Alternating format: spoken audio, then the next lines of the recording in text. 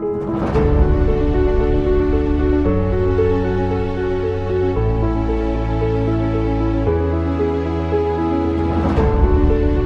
remember every day I was really happy to be in school because I liked, going to school.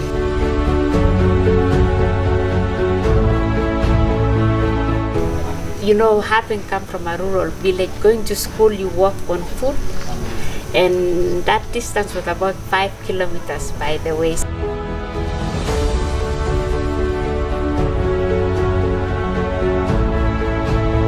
So after school, I would go and bring the cows from wherever they were grazing. So that was my job.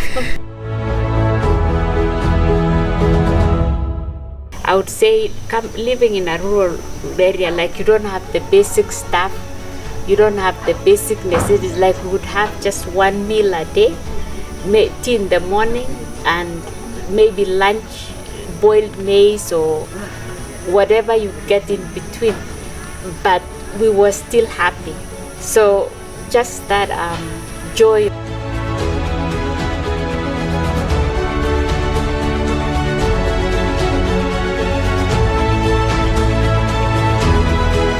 Because the joy really comes from within you. See, you can live with whatever you have. You can live with the millions that you have or the life that you have in US, but you can choose either to be happy with that or not happy with that. Really proud to come from Kenya, to come from Terer.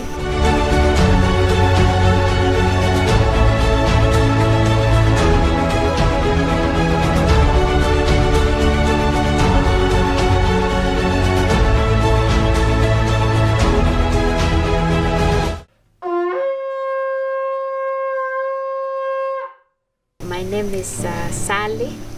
My childhood name is Chebet. So I grew up in a village called Terer, and Terer is part of Baringo County. And so Terer is, I would say, it's a rural setup area. Having come from a rural village, going to school, you walk on foot. And that distance was about 5 kilometers, by the way. So you have to wake up very early in the morning, get ready, take whatever breakfast, you are able to get, and walk to school. I remember every day I was really happy to be in school because I liked, going to school. Yeah.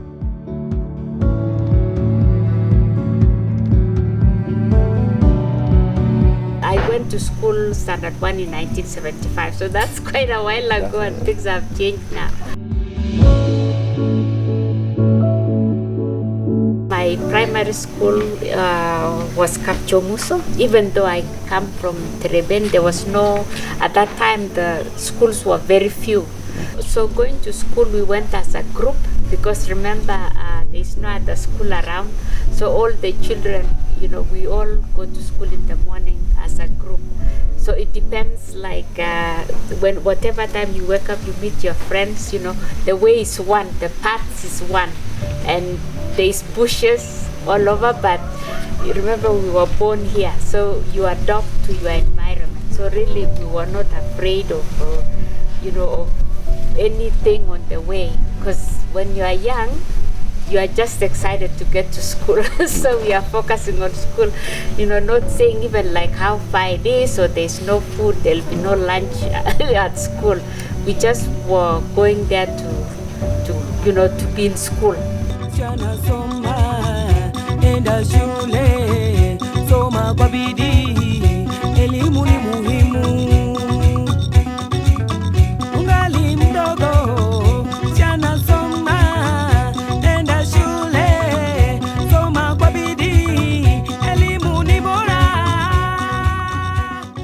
At the time, we had general subjects, so you had no choice. You take whatever you are taught in school. So maths, English, history,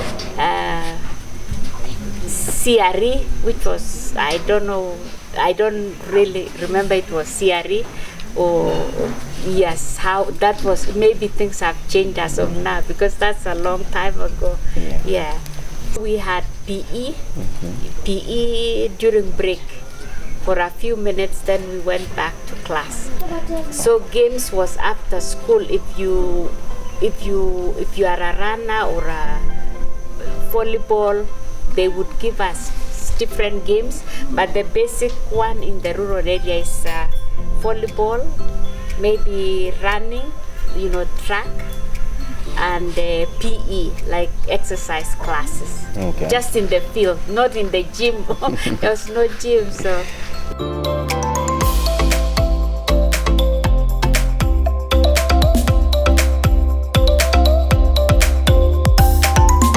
So after school, I would go and because the village life is we have to keep cows, we keep animals and the normal chores of home.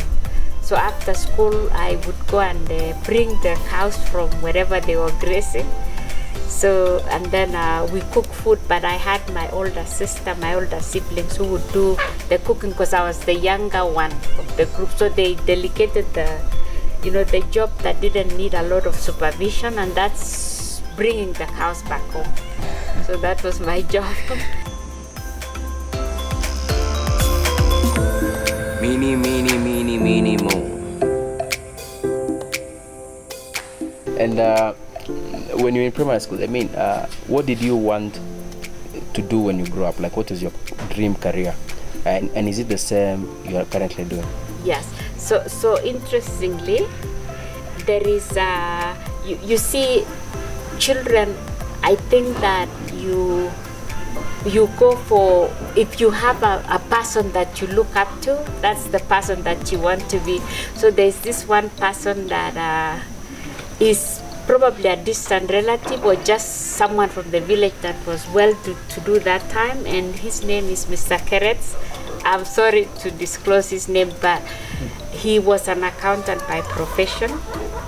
So for some reason, because I knew someone who was really doing well at the time, I didn't know what accounting was, but I just liked the kind of life that he lived, and he was a Christian as well. So that made me want to be like him.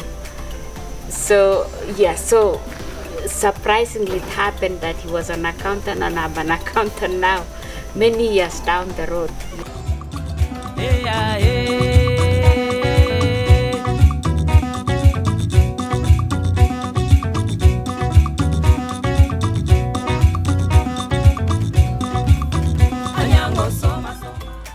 When you're just growing up in Terer, you can also easily feel lost because it's this remote area. What is one thing which up to now still say it's your connection to Terer or brings you back, memories or values, or just at a time when you come here you feel, yes, I'm at home? Yes, so I would say that I think the attachment is my community, is the community at the time, and just the school, my old friends that I grew up with, and my community connected with the church, because at the time there was much, the church and the school is one, we were connected. So, and then the communities together. So I would say that just being part of the community and my friends, that's what makes me laugh, remember Terer as home.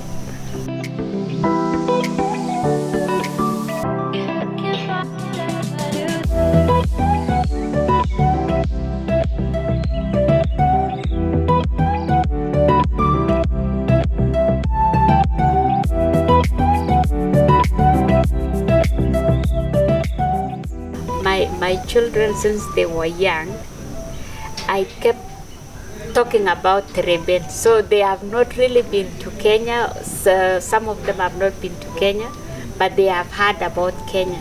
And the reason is because myself, I was really proud to come from Kenya, to come from Terer.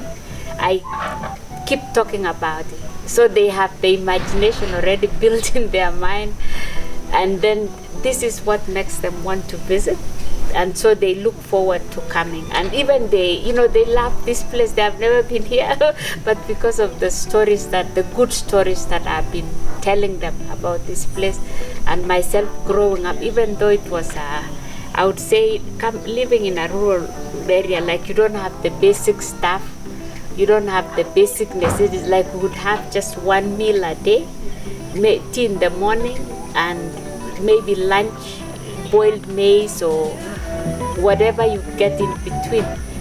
But we were still happy.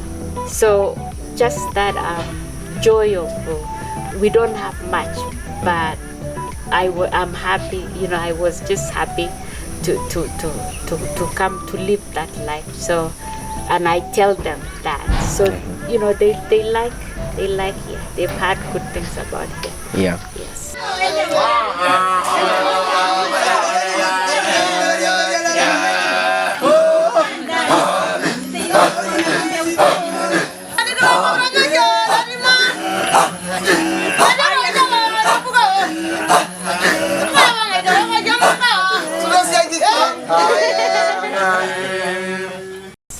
So you have gone to US. You have seen how modern our world can be, and you come from Terer also. It can be, there's that contrast of modernity and simplicity. For somebody who is in US who has never stepped here, what simple joys can they get from Terer, which at the end of the day will make you just appreciate life in its simplicity and its complexity? Yes. So the question you have asked is really a good one, because for us, for anyone to have joy, it's not what you have or what you do not have. You see, it's not some places like where we live now, it's very developed, but that does not necessarily translate directly to joy. You can be happy, in wherever you are. So the difference between the happiness of being in America and being here is that you can bring your joy where you can move your joy here in Terer, because the joy really comes from within you. See, you can live with whatever you have. You can live with the millions that you have or the life that you have in US, but you can choose either to be happy with that or not happy with that. Yes, so it's the content, the context of that makes the difference. You can be here and you are miserable, or you can be there and be miserable, or you can choose just to be happy here. Yes. All right. Any last thoughts about your village, the place you grew up, and that you'll always carry along? Yes. So one thing that I know is a challenge, even when I come to visit here for sure, is I wish that my village had more resources. My resources being infrastructure, roads, electricity, water, like basic things that make so that if you have your home in the village, of course the environment is one thing that I forgot to mention, because Terer here we have a natural forest that we get very good fresh air. So, but now if we had a little bit, better roads, better infrastructure, then that could now make it even more comfortable. So what I would hope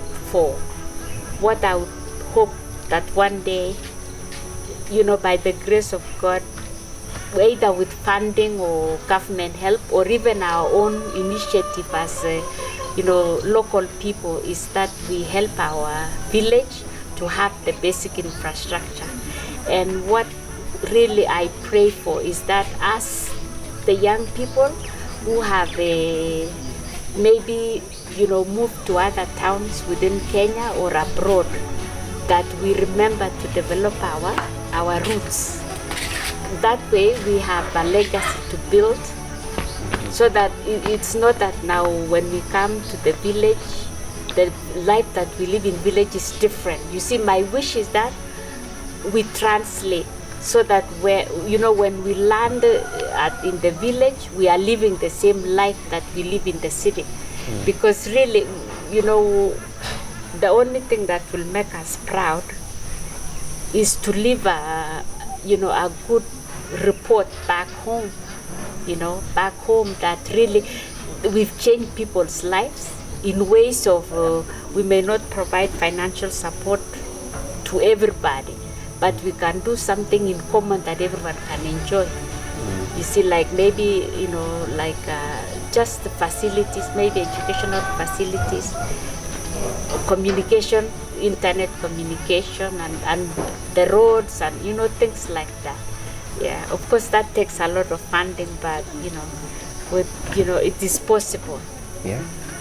So that we live home better than we left, or not just live, but we just translate the life that we live over there, wherever we are, if it's Nairobi, so that we bring the level of living to some kind of, we bridge the gap of, village life to our lives that we live in the city. Beautiful, beautiful. I hope your dream will come true. Yes, I hope so. Yeah. Yes.